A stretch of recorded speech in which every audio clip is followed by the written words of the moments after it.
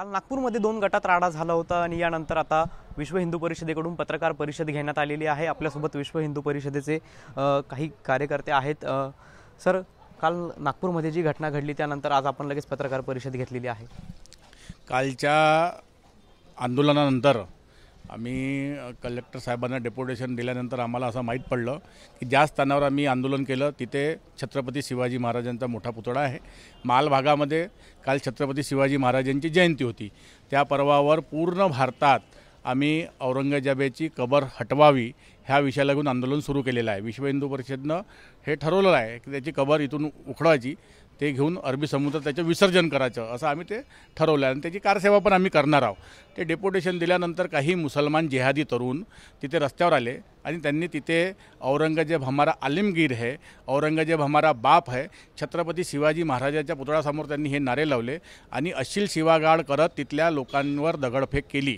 आणि जेव्हा ही केली त्यानंतर दुपारी ही वेळ होती आणि सायंकाळी 6:30 नंतर यांची जेव्हा ही उपास जे सुटला रमजानच्या, त्यानंतर हजारोच्या संख्येमध्ये जिहादी मुसलमान जे औरंगजेबावर प्रेम करतात हे ते रस्त्यावर उतरले, जाळपोळ केली, कितीतरी गाड्या जाळल्या, 40-50 गाड्याच्या वर्त जाळल्या। मोठ्या विश्व हिंदू परिषद असेल किंवा बजरंग दल असेल यांनी कारसेवेचा इशारा दिला, त्यानंतर हे आक्रमक झाल्याचं कुठेतरी म्हटलं जातं।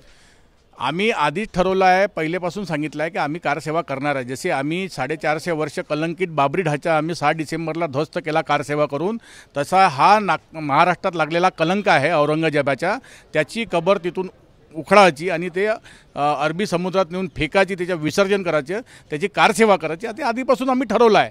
त्याच्यानंतर जे औरंगजेबावर प्रेम करतात, जे त्यांना बाप मानतात, अशा लोकांच्या पोटात दुखलं म्हणून काल त्यांनी हे सगळं जिहादी लोकांनी हे कृत्य केलं।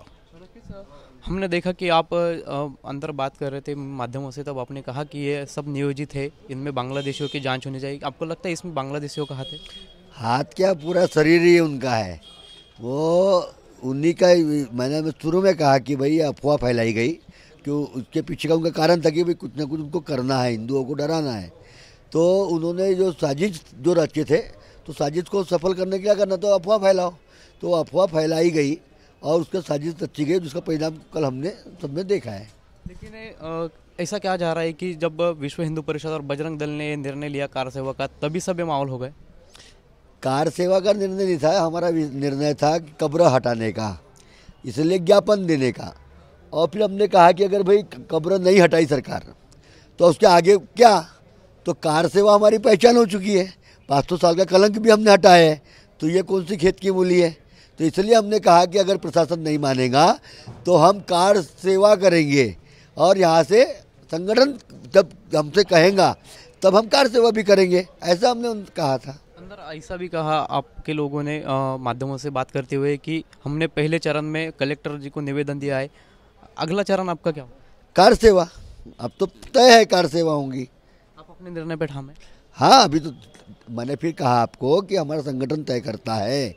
तो भैया पहले इसमें ज्ञापन हो गया, दूसरे में अगर नहीं हुआ, कब्र नहीं हटी, तो फिर हम लोग हटाने के लिए जाएंगे, तो उसको कार सेवा बोलते हैं। अब कुदाल पावड़ा लेकर जाएंगे तो उसको कार सेवा। आपण जर बघितलं तर राज्यभरात आंदोलनं सुरू होते, तर काल जी नागपुरात घटना घडली त्यानंतर आता कुठेतरी आंदोलन स्थगित होणार आहे? नाही, आमचं आंदोलन सुरू राहणार, आम्ही कुठं स्थगित करणार नाही। आम्ही काल आदरणीय देवेंद्र फडणवीसांना आपल्या माध्यमातून निवेदन दिलं आहे आणि ते स्वतः एक कारसेवक आहे, त्यांनी आमच्यावरती वेळ येऊ देऊ नये, त्यांनी ही कारसेवा स्वतःच करून टाकावी। प्रशासनाने त्याच्या कबरीला तिथून उखडून ते विसर्जन करून घ्यावं, ते वेळ आमच्यावर येऊ देणं, ते कारसेवक असल्यामुळे ते करतीलच। आम्हाला पक्का विश्वास आहे की औरंगजेबाची कबर ते उखडणार आहे आणि आमचं आंदोलन कुठेही स्थगित होणार नाही। शासन प्रशासन जर वेळ लावतं तर आदरणीय जसं आमचे देवेजी मिश्राजींनी सांगितलं, आम्ही कारसेवा करू, आम्ही आमच्या ठाम आहोत। अभी आपने कहा कि जो कल सब घटना हुई इसमें जो लोग थे उन पे घर तोड़ने चाहिए, उनके खिलाफ कार्रवाई करना चाहिए। बिल्कुल करना चाहिए, तभी ये मानेंगे। और ऐसा हुआ अपन उत्तर प्रदेश में देख रहे, अपन उज्जैन में देखे, क्योंकि भाई इनको जब तक नष्ट नहीं होगा तब तक उनको संदेश नहीं मिलेगा। और हम आज पालक मंत्री से मिलके सीपी ऑफिस में जाके उनसे कहा है कि हम इनके गिरफ्तारी से संतुष्ट नहीं होने वाले, क्योंकि संविधान में लिखा हुआ है, सरकार ने पास किए महाराष्ट्र सरकार में, कि जो जो आंदोलनकारी है, जो जो केस में आएगा, उनकी संपत्ति नष्ट करके जो जो नुकसान होगा उसको भरपाई की जाएगी। और इन्होंने क्या किया, इन्होंने शासकीय संपत्ति को भी नुकसान पहुंचा है। जहाँ पर मेट्रो का काम चल रहा है वहाँ की जेसीबी भी जला है। या शासकीय काम में भी अड़चने डाले हैं तो वो कौन भरेगा, कहाँ से आएगा? तो ये इनसे भरा जाएगा। नक्कीच आपल्यासोबत हे विश्व हिंदू परिषदेचे कार्यकर्ते होते आणि काल नागपुरात घडलेल्या घटनेनंतर त्यांनी आज पत्रकार परिषद घेत आपली भूमिका देखील स्पष्ट केलेली आहे। कॅमेरा पर्सन सचिन श्यामसह पवन येवले, TV9 मराठी, नाशिक।